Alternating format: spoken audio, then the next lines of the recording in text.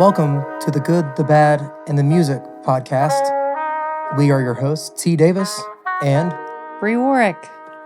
And in a few days, we will officially hit 1 year since we moved here to Nashville. Yeah. That's nuts. It is nuts. It seems like just last week I was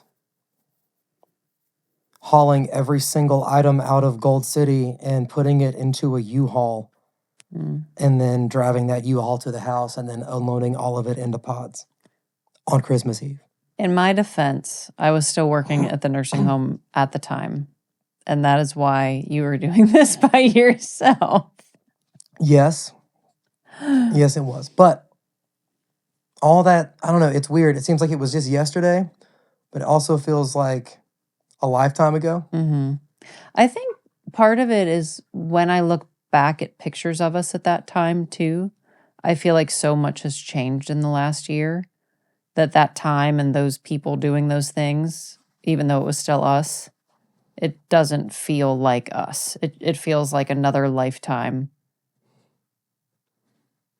Yeah, I'm sure that most people who move to a whole new city kind of feel that way when you close such a long chapter and then start another one, you know?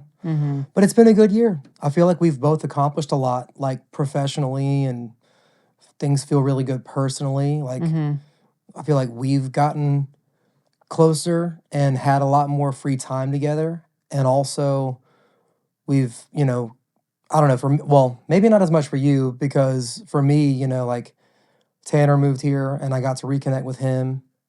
And I don't know, I've been kind of reconnecting with a bunch of musical friends from North Carolina that I'm now working professionally with here. So I don't know, that's a different thing. Probably a different experience than you've had. Yeah, I feel like our mantra of 2025 was really trying to reconnect with family and just be more present overall, because we were so focused on work before. And it's not that we're not focused now. I feel like we are, but we were just doing so much with not a lot of financial return.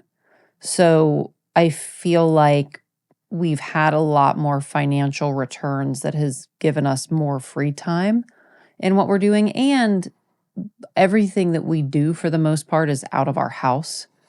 So I feel like we don't have to be gone quite so often unless I'm literally at the hospital or you're out playing a gig. Our home is so much more of a center point than it was before.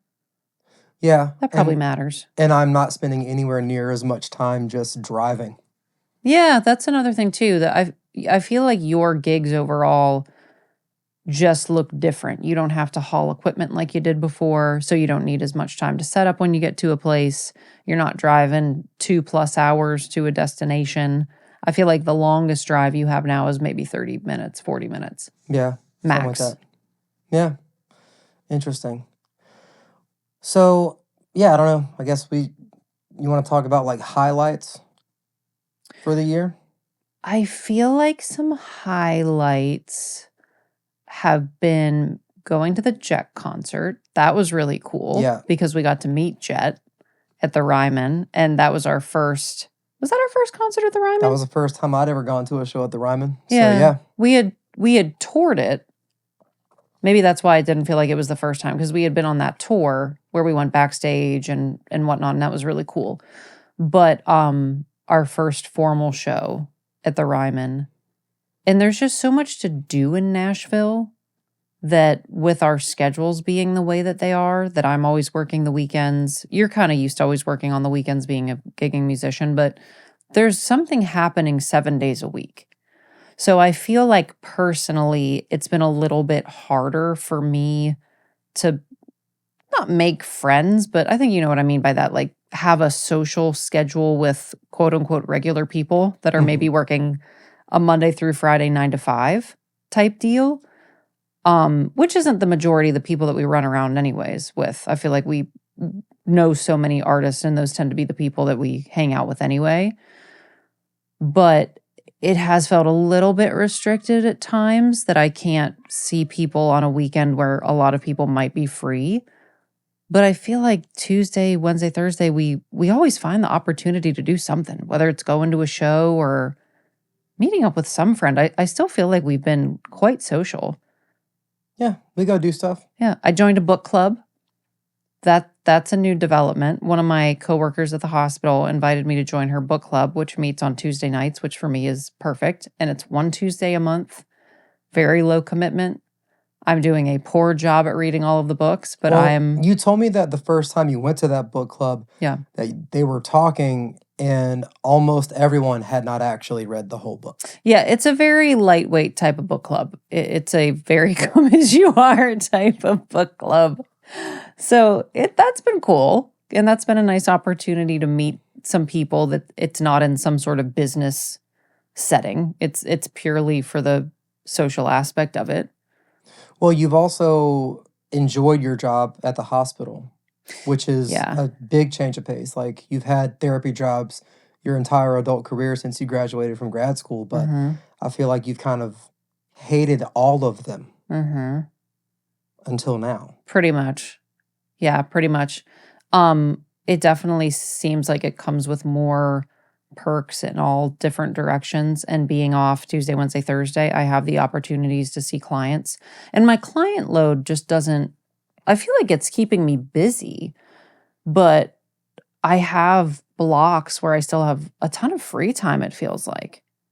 I don't want to say I get bored, but it felt like back in the day, we were just booked solid 6 days a week at least, morning, noon, and night. I mean, there was just no time to breathe. Yeah. At all. And while we're still busy, it's just a different vibe. It's just a totally different vibe for sure. Like today, we went for a 3-hour walk. Yeah. We went and got pizza. And then ran some errands. And then came home and I came up here and scrounged about setting all the podcast accoutrement.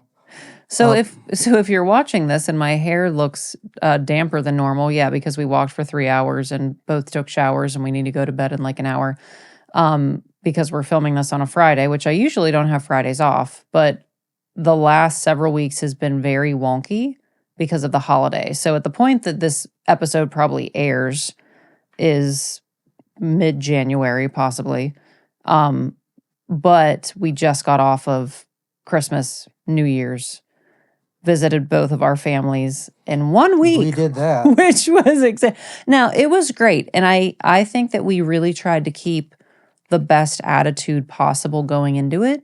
And even when we did our Christmas shopping, I was extremely proud of us. We did it all in one day. We had an organized written list of who we were going to buy for, budget, ideas of gifts for people. Very, very organized. It was the most prepared I think I've ever felt going into Christmas shopping because I'm usually just kind of scrambling. Yes, exactly. But that kind of goes back to we have time to sit down and think about shit now. And it used to never feel like we did. And then I think we would end up doing way more expensive last-ditch efforts. And it was just kind of this feeling of constantly chasing your tail. It's like you don't have any time, you don't have any money, and you don't have any time, you don't have any money. It was just this revolving door of that.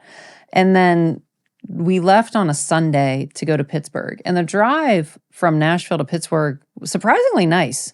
Yeah, going through Kentucky. Beautiful. Yeah, going through Kentucky, went through Cincinnati. That was a really, really nice drive. Weather was perfect, clear, sunny, all the way through. We went into that weird bathroom. Well, I went into the weird bathroom. Oh, the disco bathroom. The disco bathroom in Kentucky, yeah. Yeah, that was in the old Instagram story. Maybe I'll repost that. Yeah, we'll put that in the show notes, the Kentucky disco bathroom. And then on Christmas Eve, we drove to see your family in North Carolina. Yeah. And spent just 2 days there. And then back on to Tennessee on Friday to restart the week. But we pretty much saw everybody. Yeah, we really did. Like, I feel like we did a pretty good job with that. Managed the time pretty well. I think that overall in 2025, we had so many people in our house as well, because we actually live in somewhat of a destination spot where people want to be, that pretty much every other month, every 6 weeks, something like that, we had people staying in our house. I don't feel like we'll be doing that quite as much in 2026. Probably not. It was great, but also a lot, because Yeah. it was like kind of running an Airbnb. Well, the first time having people here, I feel like it's fine to have, a 4 or 5 day visit, because especially when either people have never been here or it's been a long time, there's a ton of stuff to see and do. And, you kind of want to like make, they're making like a trip out of it, like you said, because it is a destination. But then we end up going to the Country Music Hall of Fame like 6 times. Right. And, but I don't know. I'm not like upset about that.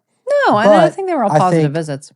Moving forward, it'll be like, yeah, pop in for a couple days and we'll just like see each other without necessarily having to go to Broadway and drive down Music Row and go to a nice restaurant and all this. It can just be like, yeah, visit.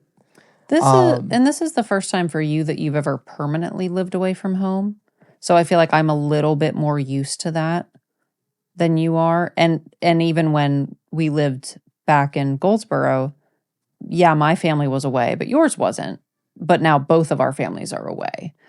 So there's a lot more opportunity for visitations from people through the year, because we're both gone now from the places we're originally from. And it's just different, but good. Yeah. Yeah, I mean, I think, the year's been great, both personally for a lot of reasons, like you said, reconnecting with family, or I feel like getting to spend more like quality family time. Mhm. Because the time that we have spent with all the family has been very concentrated and very focused on them. Mhm.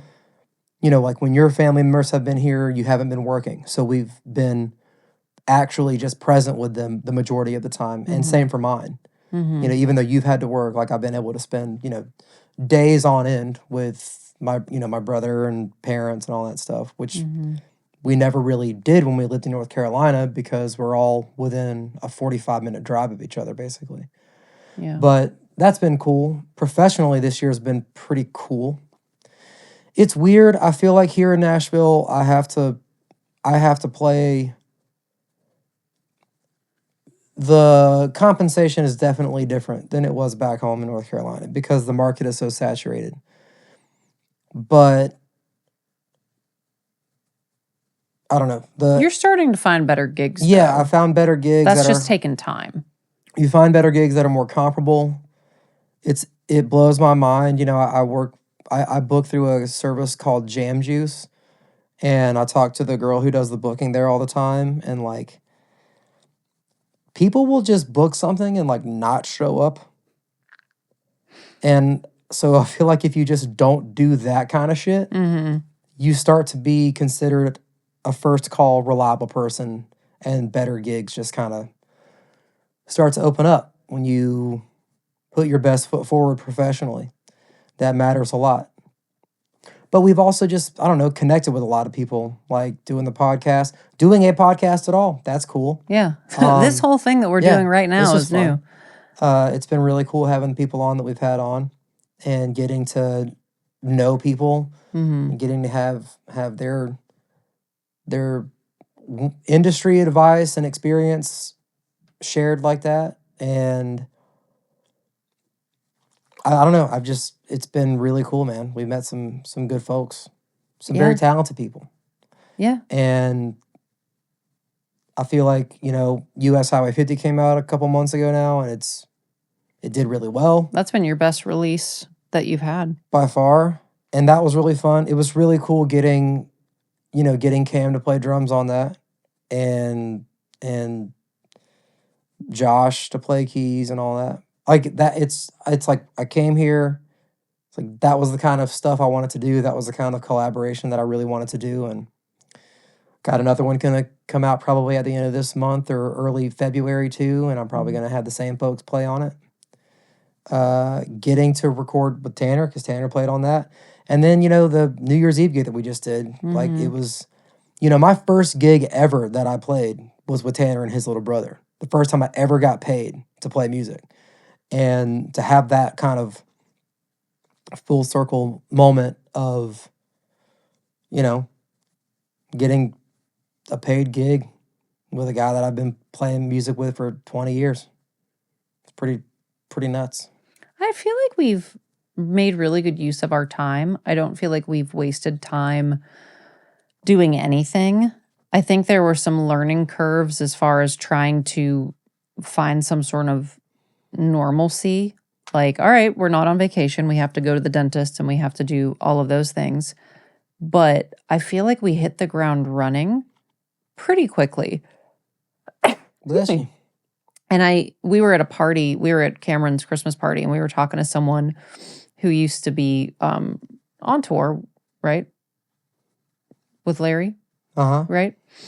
And it's interesting talking to people that do seem like they're so much further ahead of you, because when I feel like we're not doing anything impressive, everybody that you talk to, when you're like, oh yeah, I've got a Broadway gig as soon as I got to town and I've been doing this, been doing that, that seems to be not a big deal, but pretty cool to a lot of people. They're like, wow, I know people who've been here for years and haven't gotten a gig on Broadway and haven't gotten to do this and that.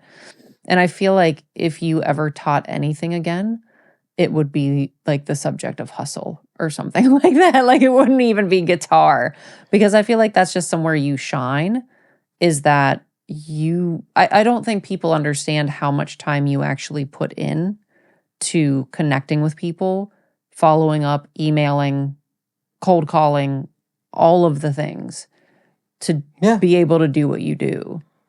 Yeah, it has almost nothing to do with talent.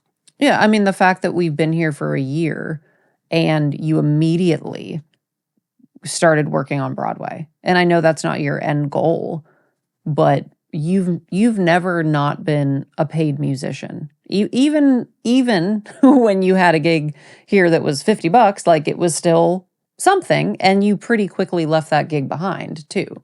You've always been able to do that. You mean you have to do that? Yeah, but I don't, and I think for you it's so commonplace that maybe it doesn't seem like a big deal. I don't know what other people are doing, like just showing up here with a fucking guitar and thinking, and canceling gigs. Well, I'm just going to walk in and it's going to be fine. It's like, I don't know, man. Like you got to call people. Yeah. I've got a list over there on a notepad in here, like one day, and this was when we lost our nudies gig for the month of May, and I didn't have any regular work. I came in here one day and all day called the food and beverage manager of like 30 hotels and tried to talk to someone about getting gigs. And whatever they said to do, whether whoever it was someone I had to email or something, that's what I did. I think out of all that cold calling that I did, I got one gig. I believe that. But it was a good gig. And it's one that I've kept until they changed managers and I had that scheduling thing. I'll tell you what, folks, like you can do everything right. That's the other thing that people don't understand. It's like you can do everything right professionally and still get screwed sometimes. And it's not because people are being malicious. It's because shit just gets lost in the whirlwind of change. I mean, like I had this gig at a hotel and they changed managers and I met the guy at a gig, talked to him, exchanged numbers. I think a day or two after I met him, I sent him my availability for the following month just to get ahead of it via text message, and he never responded. And then he passed off the booking to someone else. And there was another artist that plays at that place named Taylor Davis.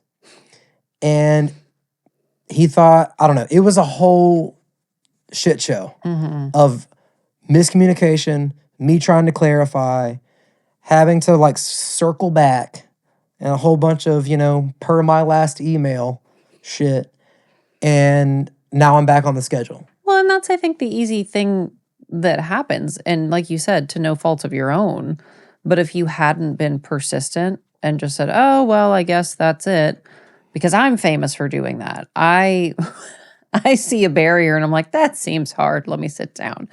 But you're like a dog with a bone. You just don't quit. And I don't know all of the ins and outs of what you do during the day when I'm not here and I'm at the hospital. And I do think that you use that time wisely. I think for people that are gigging artists or that work from home, there's an idea in people's heads that, oh, you must just be able to sleep in and sip your coffee slow and just have a leisurely day. I don't think there's anything leisurely about what you do outside of if you wanted to sit in your pajamas and write emails, you can. But if I'm gone and up and working, you're up and working. Yeah.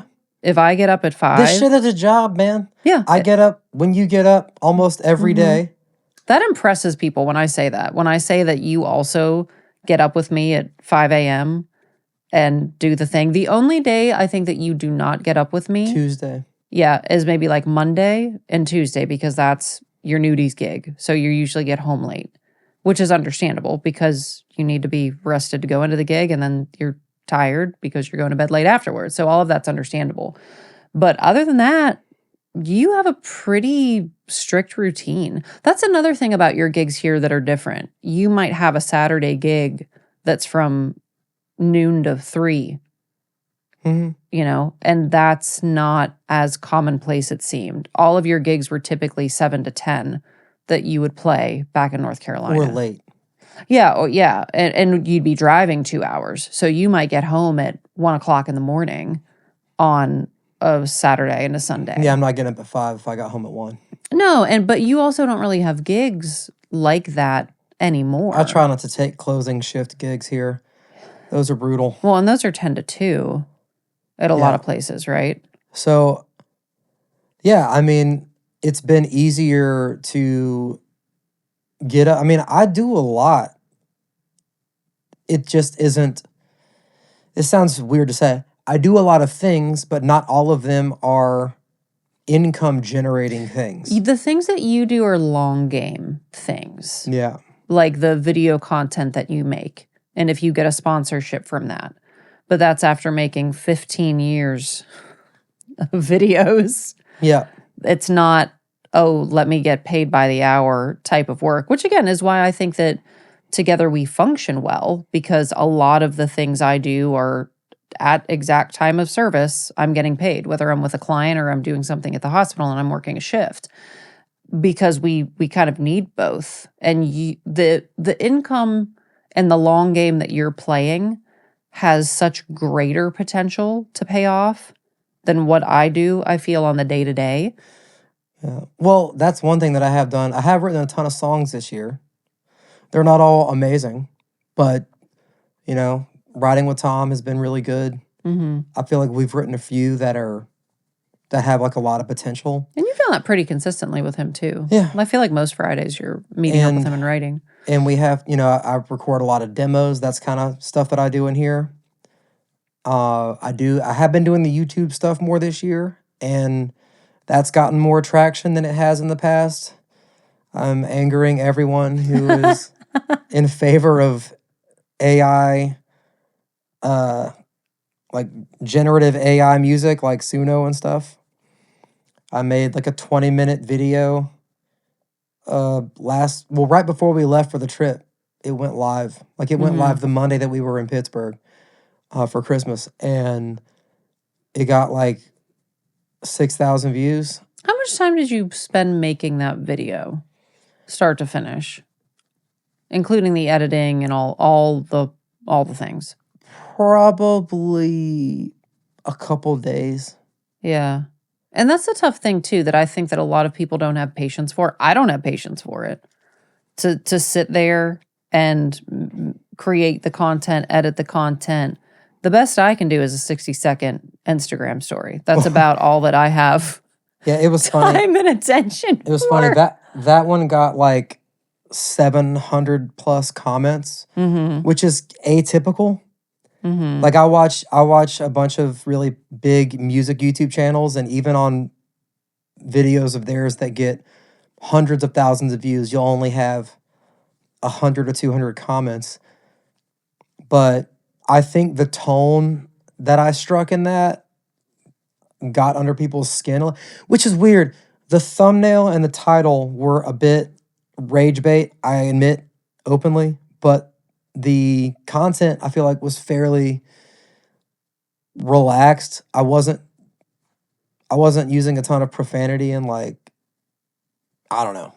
Well, But people really didn't care for that. I think we all know that in your next life, or if you weren't a musician in this life, that you would probably be a politician or a lawyer, and you do love a good argument. So I don't think you intend necessarily to rage bait people, but I also think that you love just open discussion, not even that you have to be right. I think that you're always open to have your mind changed, but you enjoy that discourse, that back and forth. Oh, there's 700 comments on it, but like a solid probably 200 of those are mine responding to people. Yeah, I believe that. But it's just funny. It's like I haven't gotten consistently like thousands of views on my YouTube content. But there's been a few videos that I've made, particularly about AI stuff this year, that have all gotten over 5,000 views and had a decent amount of comments. But this one was the worst. And I'm getting into that territory where you see some truly like nut job people in the comments. This one guy went on this really long, incoherent rant, but like several times referred to the fact that my Gibson hat that I'm wearing right now looks new. As if like the fact that I'm wearing a new hat makes what I'm saying less authentic. Yeah. Like you can only be correct about things in the music industry if your Gibson hat looks like it's 40 years old. Really, he wrote like, it had to have been over 2,000 words of nonsense, but like 4 separate times talked about the hat. Didn't someone call you a clown? Yeah. Multiple times. You're like, oh, this clown. But then we talked it out a little bit, and now I feel like we could be friends. That's great. Yeah. I love that for you. But the Gibson hat guy thing, I'll never forget that. That was really funny. Like, do people not buy new hats? They don't.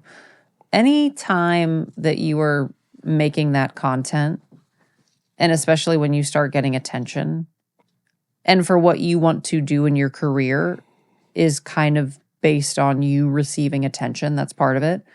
You're going to get probably the majority of people that like you, but then plenty of people that don't. And I think that's just part of it. To me, it's a sign of success. The fact that you are getting people angered and people are starting to be critical of you, I think is a plus. Well, we'll see. I think it's a good sign, which is maybe ridiculous. But I do. Like, I think about very, very famous people and how many people love them, but how many people just love to rip them to shreds.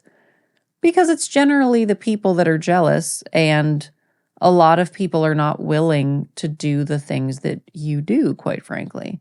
And I know you're not big time now, but you're spending hours making content, cold calling people. You just do a lot of things that I think a lot of other people, including me, by the way, are not willing to do. Yeah. Well, I have feelings about putting specific commentary online and getting criticized for it, or being like, you're wrong, you don't know what you're talking about. I'd probably be pretty threatened by that if I'm being honest. Well, when I spend 20 minutes laying out what I think is a pretty solid logical argument, and all someone can say is, you and your hipster beard and your new hat, and it's like, okay, you obviously have a lot going on in your life. This is how you're spending your time. So it doesn't bother me. But I don't know what all this stuff could lead to. I do know that this change of direction in 2025 has felt almost nothing but positive. I feel like we have had years prior that have just felt like such tremendous either strain or times of change. And there's definitely been times of change in 2025, but it has felt extremely positive. Like it's just this total shift in the right direction. That has made it hard when you and I sat down for New Year's resolutions, because I really do enjoy doing that, and not in a flaky way of getting a gym membership and then, oh, we're never going to go. But we have done big things in prior years, like giving up alcohol, like choosing to move to Nashville, like committing to getting up at 5 a.m. and having a consistent workout routine. I feel like we've done major shifting changes that I have struggled to think of what to do for 2026. And I feel like part of that, the more that I think about it, is that I honestly feel very content in what we're doing now. Yeah, I feel content. I think both of us, I mean, I think for you, you're going to want to continue getting, more clients. Yeah, and it's so sticky because I do enjoy my hospital work, and I feel progression in that career path working there.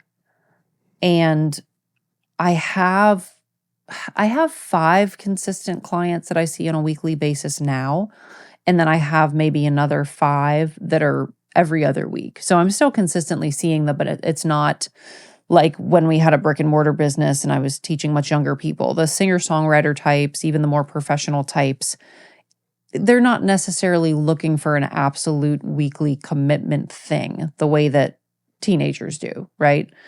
So in a way, though, it's kind of been nice because it also gives me time to breathe.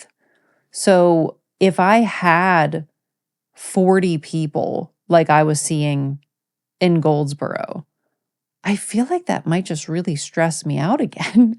So it's such a Well, give and take. It's I such a give and think take. I think a big part of that, I think having more clients, you would welcome that. But the cool thing about how we're doing it now is because we don't have a brick and mortar business that we have to pay for every month. Hmm. If you don't feel like teaching, you can just not have the people come. Yeah, like that particular week, I could just not see clients for whatever reason if we actually did decide to, God forbid, go on a vacation one time. But it's tough because when you are working one-on-one with clients and you are responsible for obtaining all of that work, when you lose clients, it feels like such a big deal when they fall off. And now it's not that we couldn't use the money from those clients, but I really don't spend that money. I kind of just sock it away and save it. And it's great to have it if we need it, but I don't absolutely need it to pay our monthly bills. I can Yeah. do all of that with my single job at the hospital, and then everything else is just extra, which is a really nice position to be in. So I'm always torn between just being in my business and doing that full time versus, yeah, but I know I've got this much steadier income with benefits and health insurance and 401k and all, because that's really nice too, right? And I know how much harder I would have to work in my business to make that happen. And not that I Mhm. don't work hard having a hospital job, but the patients are there. I just have to show up and do it, and I get compensated well for it. So I feel like I'm in this position of the best of both worlds. Yeah. And yeah, I'm struggling of what to think of my next move for I mean, I 2026. feel like it's just like get more clients that appeal to your specific niche of like wanting to work with more adult professionals Mhm. and then do more social things. Yeah. I got a New Year's resolution and it's save up enough money to buy a new couch. We have to start our envelopes. So I will say this, and we're going to continue this into 2026, but specifically in the month of December, we got very committed to budgeting, which I'm a big fan of. I had paid off 6 figures of student loan debt right around the time we met. It took me about 7 years, but I'm a big fan of organization. I'm a big fan of having money in the bank, all of those things. And in the month of December, we knew that we would have a lot of extra expenses with holiday coming up and travel and presents and all the things. And then we had to buy 2 tires. And we had to buy 2 tires for the car so that we could have a safe trip and all of those things. So that was an added expense. And we had the money for all of the things. And we actually came under budget. I was so impressed. I'm going to tell you what, when we sat down at the end of November and we're trying to prepare for that, it was very unpleasant. Okay, why was it unpleasant? When we went through our bank statements and I saw like what we had spent. Oh, you mean on our prior takeout, expenses, yeah. Oh my God. It was like, oh, we can't do anything fun. But what I realized, like, we mentioned this briefly when we started this episode, but when we got here, it's like we live in a big city and there's all these restaurants and there's all this stuff. And if we want to DoorDash, we can DoorDash and we can get food from anywhere. And so we were just doing all of that. And where I think that we had started to get like our mental and physical health together, I honestly think that I think 2026 is going to be the refocusing the like financial health stuff. I feel like we're in enough of a flow where like I have enough of a network to get decent gigs where that's going to be the next thing, barring something crazy happening.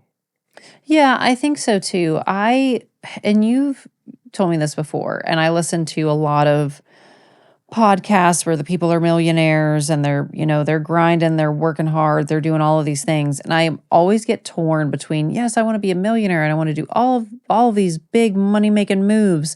But I also really like taking 3-hour walks, and I really like preserving my mental health and having a day middle of the week where maybe I don't have anything scheduled and I just vacuum the house. And I know that sounds like such a low bar, but that's also kind of nice. Yeah, it's tough, man. I've really appreciated the mental health aspects that we've been able to have. And if we're able to live decently, and we don't live like millionaires, but we have very well working 2 paid for cars. They're not Jaguars, but they're fine working cars that get us from A to B and still have heated seats and a sunroof and all of those things. And I feel like it gets to a point of stuff where I just really wonder how much more stuff do you need when you're just chasing dollars all the time? Yeah. I think that I want to be more money mindful and budgeting so that I just don't feel pinched. Right. I don't like that, oh, the rent's coming due and oh my God, I need this paycheck to hit first or I'm screwed. I don't like those feelings. But if we had that consistently covered, in addition to a solid emergency fund where if something crazy happens, our car engine blows, that we can just pay for it, I feel like I'm pretty happy. I would like to probably be able to travel more. We've talked about vacations, but a healthy vacation to Puerto Rico where you're eating fish and you're not just a gluttonous POS. Holy shit, these last 2 weeks, I literally think I gained like 5 pounds just in like the holiday period. Which is tough because you've lost like 20 recently. From Cameron's party onward. Because Cameron had a lot of good food at that party. And there was a good time and like everyone was like they're talking music and like all this fun stuff and there were so many pigs in a blanket and I just had to eat all of them. Literal pigs in a blanket. He's not talking about the guests. That's the thing. When you get in that holiday mode and you're doing the holiday parties, we didn't indulge in drinking at all, which I'm proud of us. I had a couple of drinks at Josh's house. But nothing. I didn't get drunk. No, nothing I didn't crazy. even catch a buzz. Exactly. Nothing crazy. I literally had 2 drinks on Christmas Day. The thing that got me was the gluten. Just in our normal day-to-day, we don't eat gluten and dairy. We never drink, really, ever. For me, it's not even, oh, are my pants fitting? It's feeling bad in my body when I was at the hospital and it felt like my shoes were too tight. Like I had gout or something. Dude, I felt that couldn't too believe when we it. were on the way home. It was terrible. I don't know what the fuck happened. Like, my it felt like my elbow just shoes hurt. didn't fit. It felt like my shoes were just nailing the top of my ankle. Which I feel like sounds insane for just a week or so of eating poorly, because I really don't feel like it was bad until we were on the road. And then you're at Sheets and you're getting snacks. And But it's not even that. It is like sitting. We were in the car for almost 24 hours in a week. were. So sitting, that's about as sedentary as it gets, is driving 8 hours in a day. And then when you arrive somewhere, sitting on your ass and eating a bunch of cookies. When we got to Fremont, man, my family in North Carolina, they know how to throw down with the hors d'oeuvres. Yeah, they know how to eat. There was like, my dad had made like meatballs, and my cousin Stephanie made like 3 different kinds of amazing cookie. And yeah, it was so much little, there's just always food just around in the holidays. Sausage and when balls. there's food So many around, sausage balls. I eat the food that's around. But other than the pizza today, which I still feel like I probably came in under my calorie count today because I'm not going to eat anything else. You went to the gym and then we took a nearly 3-hour walk. Yeah. So I don't feel as bad about that. Yeah, it's just tough. You don't realize how out of balance you are or you have been. And we were doing the math on how we used to eat and drink.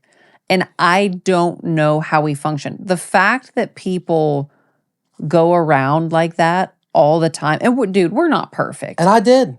I definitely went around like that all the time. My habit that I've been trying to really observe is that when I get to the end of the work week, my mantra turns into treat yourself.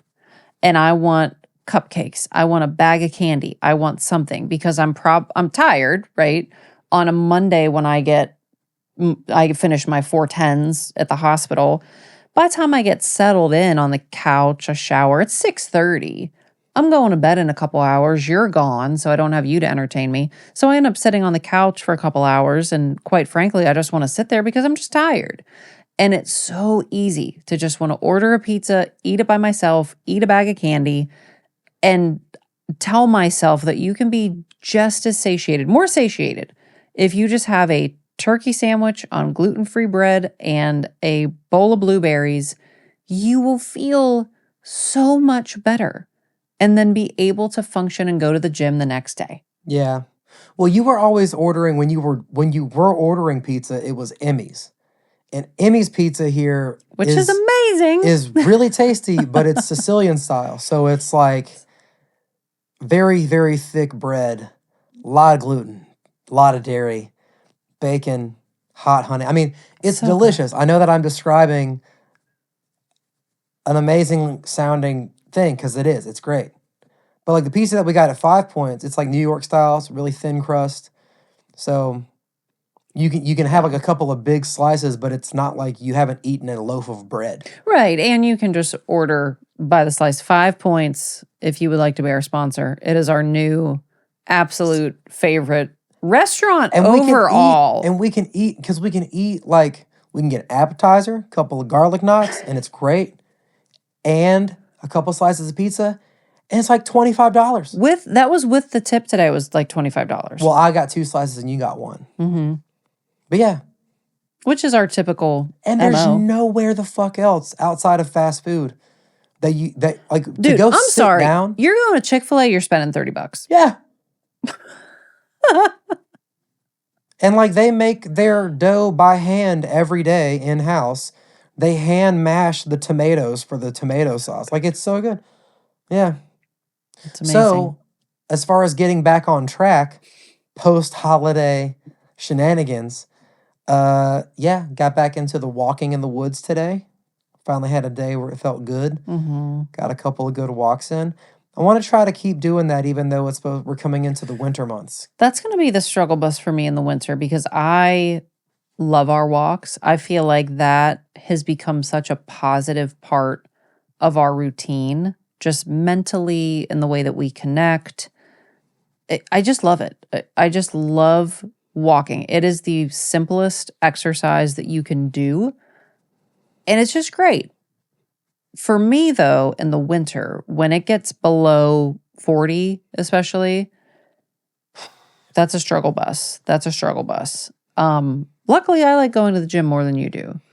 I don't know what it is about the So, gym these days, man. I don't enjoy lifting weights. I used to enjoy it a lot, but I don't know. I am on the other side of my 30s, and there's always going to be more iron and steel in the world than I can pick up. And I'm not trying to be a super athlete. I just want to lift enough weights that I have longevity. But god damn it, I am so bummed every time I go. And I just do like a quick full body 30-minute thing. And I try really hard to have gratitude, because one thing that your job has allowed, like I've gone and performed a couple of times at like parties for the rehab department. And there's people who can't speak, can't move, and it makes me feel like the biggest piece of shit for complaining about having to go exercise. So I try to remember those things, but I swear to God, the whole time I'm in there, I'm like, I just can't wait for this to be over with. And I used to be like, you know, yeah, embrace the suck or whatever. But I'm like, dude, I don't want to do shit that sucks. Who wants to do shit that sucks? I think that's the key takeaway, like you said, though. You have to remember that you're doing it for longevity. You have the gift of being able to use all of your limbs and move your body. And I don't know if this sounds crazy. I just want to feel good every day. I want to feel good in my head. I want to feel good in my body. And at this point, and I'll be 40 this year, I'm at the point where things can start to go awry. Like it can easily be a downhill pattern from 40 on, like Sylvester Stallone said. And I want to do everything possible to prevent that from happening, not in an obsessive way. Like if I eat a piece of cake, I'm not going to beat myself up about it. And even with the holiday, I don't beat myself up about it. And I rarely do those things anyway because I can get back on track pretty easily. But I have had periods in maybe within the last few years when things did get really busy where there would be maybe months long stretches that I wasn't going to the gym consistently. And every time I try to get back to some sort of workout routine, it feels so much harder. Yeah. I just miss jujitsu really bad. I got to figure out, maybe that's something I can figure out in the new year, is like I got to make enough money that we can afford to do that, because Yeah. that was exercise. Now, that sucks sometimes, but it's like a game and it's social, you know? Yeah. Like you're not thinking, man, this really sucks. You're thinking, man, how do I get out of this? It's like a puzzle. Well, I think that everybody has to find the exercise that works for them. And I don't necessarily love lifting weights either, but I can get lost in my music pretty easy at the gym. Like if I'm running on the treadmill, if I'm on the stair climber, I make a game out of things in my head. Really easy. I do these like, this is going to sound very, very dumb. I pretend like I'm performing in my head. That seems like a weird thing to admit out loud. Like in my head, I'll pretend like I'm on stage listening to music. Okay, if you can't see, Tyler's giving me the crazy nods right now. But I'll like pretend that I'm on stage performing, and I'll be doing a dance routine in my head to a certain song. I'm just imagining And it's Brad fun Pitt's to me. character in Burn That's After Reading. exactly what it's like. That's pretty much what it's like. Yes, when I'm at the gym. But then our walks, that's quality time that we spend together. I really, really enjoy that. I would enjoy some sort of dance movements too. That would be cool to me, like to actually do like when I did Zumba back in the day and whatnot. Not gonna do it. But like a CrossFit, like that I don't know. I've never tried it. Maybe I would try it and like it, but that's never appealed to me. You would fucking hate CrossFit. Yeah, I don't imagine I would enjoy it. That doesn't seem like my Like you MO. would fucking hate CrossFit. You would not enjoy that at all. You do not enjoy like, let me see how hard I can go. No, I'm not going for PRs when I'm going to the gym. I just want to feel good in my body, man. Like I think of myself, and probably because I'm around octogenarians as much as I am, I just think about how fit do I need to be when I'm that age. That's my main goalpost. I don't want to mess with my face and make it look weird. I'm going to try to just let my hair do what my hair is going to do over time. And I want to try to maintain my body as well as I can. Yeah. I would rather be like a solid Chevy than like a busted out Mercedes Benz. Like that's my... Okay. If that makes any sense at all. Like a rock. Like I get regular oil changes. May not be flashy, but like it still runs perfectly well versus trying to like bondo together an old Mercedes or something. There you go. That's what I'm shooting for. All right, well, so back to me. I am really excited to release more music this year. I feel like I spent a lot of time just trying to like piecemeal together gigs. And now that that has reached kind of a steady state, I feel like I really can focus on releasing more. Because I mean, hell, I didn't put anything out until November. I mean, that's... Damn. Right? November 21st at that. It wasn't even like the beginning of November. When I think about it though, because, okay, and you pointed this out too, even with my clients, I didn't get my first client here until June. Yeah. Is when I filed my new business license. Mm-hmm. And I still had clients from North Carolina that I think when we moved, I maybe had 10, something like that. And they always fall off. Like that. Well, they were like stage struck kids who were seniors. Some literally graduated, and that's just the natural course of things. And even the ones that were younger teens, they get other interests, they fall off. That is just the name of the game. Always has been. Whether I was back in North Carolina or here, it doesn't matter. So I've kind of let those others fall off and still have 5 that I've retained on a weekly basis. But as far as acquiring new clientele, local clientele, that was June. Yeah. That I did that. And Chile was, I think, my first, because I felt like in a rush to like get that new paperwork for Tennessee filed and whatnot. And then after that, I kind of just kept getting more and more clients. But yeah, when I think about it, oh my God, over the last year, no, it's really been just the last 6 months that those things have popped off. Because the first few months I was trying to be more present in my job. I think any job, it takes a year to feel like you know the ebb and flow of things. Not that you're walking on eggshells, but you don't know how some personalities are. You're trying to figure out people, not in a what can I get away with way, but it's kind of like, all right, if I say this the wrong way, is that going to get me in trouble? Is if I don't do this time right, like how upset will they be? You just never know. And I feel like I finally have a pretty fair footing in my role there. And I do my weekly music group every Friday, and that's really cool. And I feel like I'm very valued because I do the weekend shift, which I love. I have so far loved it, and I'm the only one that loves it. So I feel fairly secure that I will be there until I decide to not be there. But yeah, I want to put out more music. I want to keep having more of the homies on the podcast to keep trying to like share the love. I want to continue to lean more into the YouTube thing.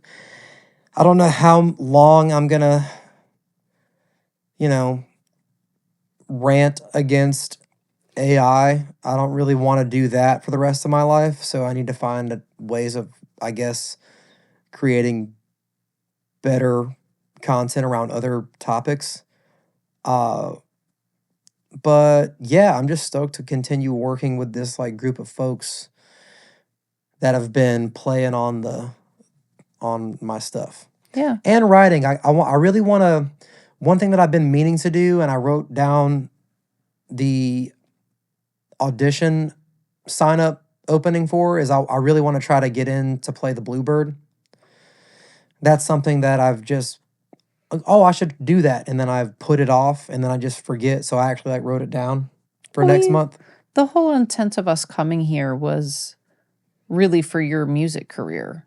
So I don't think that that's ever going to go away. I feel like we have these really clear central points of things that we know that we want to do. I want to keep doing some sort of music therapy hybrid. You're going to keep performing. Those constants I don't think are ever going to go away. And I think that everything that you're doing is for that general purpose of you're a gigging musician. That's what you want to do. Yeah. But I feel like it's just been a really good year, man. Again, like reconnecting with family, spending more longer periods of quality time with family, doing the podcast, gigging, writing, you really getting into the flow of the new job. Yeah. Us kind of finding a new flow of having reasonable periods of leisure time where we get to spend time together. And I think that's the thing, when we worked together before in our business, we'd see each other a lot, but it wasn't quality time. It was like busy work time, or we're just passing each other in the hallway, and it just wasn't the same at all. And I think at the time I thought, oh, this is great. I get to see you all the time. But there's seeing you and there's connecting with you. And we just seem to have much greater points of connection now.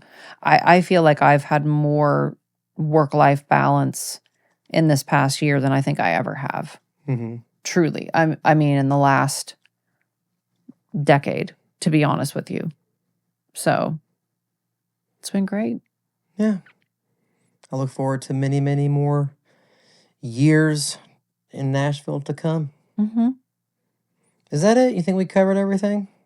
I think so. You got any predictions for the year?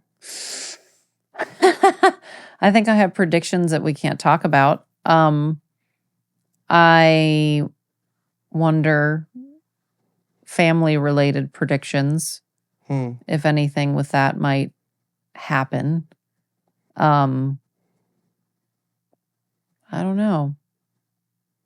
The window of children is closing as I approach 40. Yeah. I don't know how much you want to talk about that. We don't have to go into it, or we can. No. But I think that professionally there could be some good opportunities.